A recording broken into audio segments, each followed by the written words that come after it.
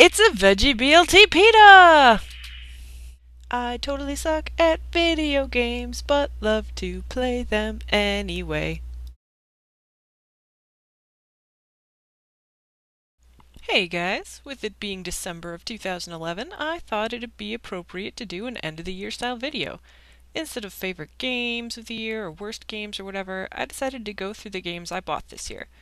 Okay, well, I bought a ton of games this year, but there are games I actually reserved and bought on release day. So without further ado, these are my 2011 release day games. Ghost Trick Phantom Detective came out January 11th. I got to play a demo for this game when I was at the 2009 Tokyo Game Show, and I loved it. Later, I found out it is by one of the guys who does the Phoenix Wright series, and that just made me more excited. The character designs are very striking and unique, though not very detailed, but somehow that works with this game. The puzzles are fun and interesting to figure out, though there are some frustrating moments since there are time limits and also certain puzzle elements that require proper timing to do. I got to chapter 7 before being distracted by the next shiny game, but I do plan to finish this one. Hyperdimension Neptunia came out February 15th. It came in a big box with a nice art book, and with a name like Hyperdimension Neptunia, how could I not buy it? This game personifies video game systems like the PlayStation 3, the Wii, the Xbox 360 as sexy anime girls. It is also a turn-based JRPG. In other words, awesome! The gameplay is sadly a bit slow for my tastes, though the battle system is interesting. I think I need to give it more time to really understand what I'm doing while fighting. The fan service is there in spades, with girls whose breasts jiggle ever so slightly as they breathe, and then there's the bandage scene. Anyway, it's a fun idea, and I wanted to support it. I've only gotten to the 3rd dungeon or so, but maybe one day I'll get back to it. Radiant Historia came out February 22nd. Have I ever mentioned my love of turn-based JRPGs? No? Well, I adore them. When Atlas announced this game, I was happy as a clam to have another of my favorite genre come to the States. Even better, Radiant Historia involves time travel and alternate timelines, which, as any fan of Chrono series knows, is a good thing. The battle system takes a new spin on traditional turn-based by adding a push mechanic. I can't explain it here, go play the game if you want to find out more. I only got about 6 hours in, which is still chapter 1, but I really do want to beat this one. I just don't spend a lot of time on my handhelds. Yakuza 4 came out March 15th. I love Japan, and so do the Yakuza games. Though I haven't really played any of them, I own Yakuza 1 through 3, and when I was at the 2009 Tokyo Game Show, I got to see a pretty kick-ass trailer for Yakuza 4. To support Sega bringing over an almost uncut Yakuza game, they cut out the trivia minigame, which, while it would have been cool, is probably way too much localization for not enough payoff. I bought Yakuza 4 day 1. In the trailers and even first bits of gameplay, I got to see places I'd been to in Japan, like Don Quixote, a store full of all kinds of stuff and whose mascot is a penguin in a cape. They were represented so perfectly in the game, and it warmed my heart. I'll get to actually playing this one after I beat the other 3, so maybe never. Portal 2 came out April 19th. Like just about everyone else who plays games, I love Portal. Naturally, Portal 2 was a must-buy. It helps I got it at half price by giving my Steam code to a friend, especially since Portal 2 seemed to change price every other week after it came out. But who cares about the price? Portal 2 is about the puzzles, and oh, are they fun to play. Every time I got through a room, I felt smarter for having figured it out. Even though everyone figures them all out, it was still fun. The Portal games are hard to explain to those who haven't played, though by now I think everyone has at least tried one of the two. But they're a solid, fun experience. I did beat the single player, but I haven't even touched the multiplayer. Record of Agarest War 0 came out June 14th. I wanted to play the first Agarest War on my PS3, but I'm not a supporter of downloadable games when other countries get a physical release. So when 0 got a physical release, I wanted to reward access and go for it. I got the limited edition since it was only $10 more, but it was kinda meh compared to the boob mousepad of the first game. The big appeal of this game for me is the dating sim aspect that affects the second generation of players, but I never even got that far in the game. The battles are slow, which makes grinding even slower. Record of Agarest War 0 has some interesting aspects and cool ideas, but it just doesn't have that must-play feel. I got a couple battles past the first real boss and just kinda stopped playing when I only gained 7 experience points for a 20-minute battle. Shadows of the Damned came out June 21st. Suda51, Shinji Mikami, and Akira Yamaoka. Explanation for love of game complete. When I first heard that Suda51 and Mikami were teaming up, I already had drool coming from the corner of my mouth. Why the hell no one bought this game, I'll never know. I'm not the biggest fan of the RE4 style behind-the-shoulder gunplay, but the personality of the game more than makes up for it, especially Johnson. So many dick jokes in such a short time. It's gory, hilarious, and makes fun of itself in a glorious way. Because I especially suck at this kind of game, I got frustrated in an early boss battle where you have to run around the village finding goat heads and exploding barrels. Sounds pretty great, right?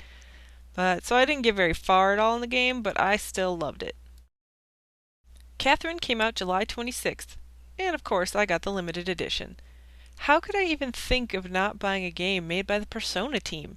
The graphics are an amazing representation of anime characters, so I'm looking forward to the next games this team makes as well.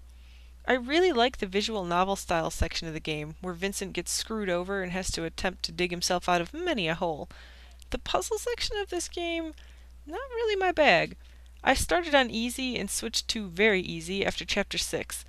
I liked the dark theme and the bosses in some levels were great and creepy, but I'm just not suited for time-based puzzle action. I marathoned this game in the boxers and t-shirt that came with the limited edition, only taking a limited sleep break before finishing it off and getting the true cheater ending, because Catherine with a C is way better than Catherine with a K. Someday I might try for other endings, but the true cheater ending will probably be my favorite. El Shaddai, Ascension of the Metatron, came out August 16th. Why did I buy this game? Mostly because it's a trippy action brawler based ever so loosely on a Christian tale and given amazing Japanese flair. Just the weirdness of this game had me interested, so I bought it day one to support more weird Japanese games being brought to the US. The art is gorgeous. Some of the backgrounds in this game should be paintings in museums. They are so beautiful. The character designs are also pretty sweet. Enoch has these designer jeans on, and Lucifer looks badass in a suit with his cell phone he uses to talk to God. Yeah, it's reasons like that why I like this game. I'm still in chapter 1, but when I get into a brawler mood, I will pick it up again. No More Heroes, Heroes Paradise came out August 16th as well. I bought and beat the original No More Heroes before I even owned a Wii, and my love for Travis Touchdown and his crazy universe means I will buy any No More Heroes game I can get my hands on. I actually own a Move, so I can play this game the way it should be played, with motion controls. The crisper graphics are very nice, and I know there are extras in this version, which is exciting. There's nothing unappealing about playing as an anime otaku with a beam katana out to assassinate even crazier people so he can be the #1 ranked assassin. I love No More Heroes. I've only gotten past death metal in this version, but since I've beaten the original, I'm in no rush to beat this one. Shin Megami Tensei Persona 2 Innocent Sin came out September 20th. I own every Persona game that's come out in the US, but the Persona story was incomplete, until this little gem got brought over. I love the Shin Megami Tensei games, so as soon as this was announced, I knew I'd be getting it on day one. The gameplay and graphics are old school, but it's the characters and story I'm really interested in. And now I can try to do a Persona-thon. I've beaten some of the Persona games already, but they have remakes to conquer. And by the time I actually get through them, I bet the Persona 4 remake for Vita will be out. I'm really glad Atlus brought this over so the Persona lineage can be completed. I haven't even started this one since I want to attempt the Persona-thon, but I will get there. Fate Extra came out on November 1st. Axis decided to make me a happy girl by announcing they were bringing 2 visual novel games to the US. I'm truly more interested in Hakuoki, which comes out on Valentine's Day 2012, but I also like the Fate universe's characters and story, and I wanted to support Axis for bringing over physical releases of quirky and niche Japanese games. Fate Extra isn't strictly a visual novel game, as it has battles and a level-up system, and sadly I suck at their choice of battle system, which is a rock-paper-scissors type thing, where you have to guess 6 moves in a row. I literally died on the first real battle. The prologue was dark and intriguing though, so maybe I'll get over my distaste at dying so early and give it another go. Saints Row the Third came out November 15th. I decided to round out the year with insanity, because that's exactly what Saints Row the Third is, pure insanity. I didn't care a whit about this game until I saw you could pilot hover bikes, use tactical missile drops, dress up as a tranny, have a dildo bat, and shoot mini octopi at people, all at the start of the game.